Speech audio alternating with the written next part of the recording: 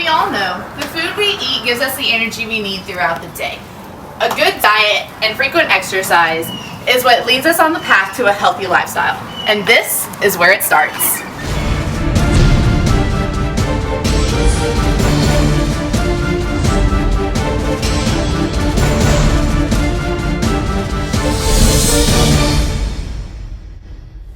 As we know, there have been improvements to the school lunch program nationwide. What kind of benefits have there been for the students nutrition-wise? They're being able to taste and see different fruits and vegetables that probably they hadn't seen before. Their diet is getting a little lower in sodium, or maybe a lot lower in some instances in sodium, which is supposedly healthier for them. Teach the students how to make healthy choices, so that in the future when they go shopping with their parents, or they go out and make, choose the food that they want to eat, that they'll be familiar with these the fruits and the vegetables and the healthier items, and they'll make those choices.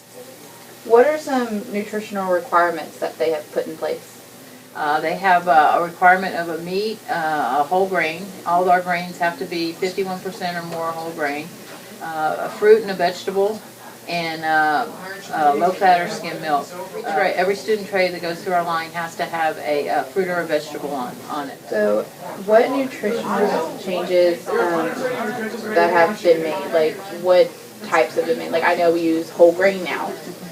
What other things have been made? They've eliminated frying, obviously. The main item right now is lowering the sodium. The average teenager needs 2,000 to 2,400 calories per day. The National School Lunch Program ensures that kids get at least 1/3 of the daily amount of calories they need each day. The USDA recommends eating a daily amount of 6 ounces of whole grains for women and 8 ounces of whole grain for men. Besides the nutrition changes, there have also been financial changes, such as the free and reduced program. How does that work? The free and reduced program, at the beginning of the year, each student gets a form that they fill out and they send back in, and they're evaluated for how many people are in the household and what the income is of the household. And there's a chart that's given out by the government that we go by that will tell whether they qualify for the free or the reduced program, or no program at all. Food stamps, if your family is receiving food stamps, you automatically qualify for free meals. Do you know of any future changes that might happen, or they're focusing on sodium? That's great. So do you know any other changes that they're... What I feel like they're trying to do is to come to a happy medium. Try to keep the sodium as low as feasibly possible, but trying to keep the taste in there so the students will consume the meals, because if they don't eat them, there's no use in fixing them at all, and it's not going to make them healthier if they're not eating the food. Based on what you've seen here at our high school and the students' feedback, do you say that the program is working, or... I think we're very successful. We had a review 3-4 years ago, and the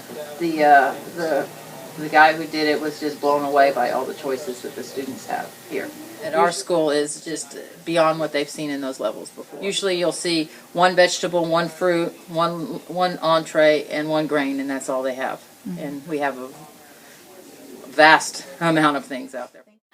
Of 31 million students who received 5 billion meals during the 2013 to 2014 school year, 62% of their meals were free.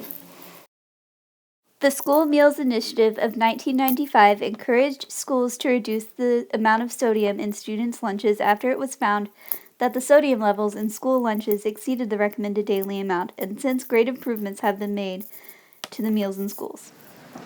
So as we can see, the National School Lunch Program has put in place benefits for students and teachers and parents, financially and nutritionally, and it seems to be going pretty well.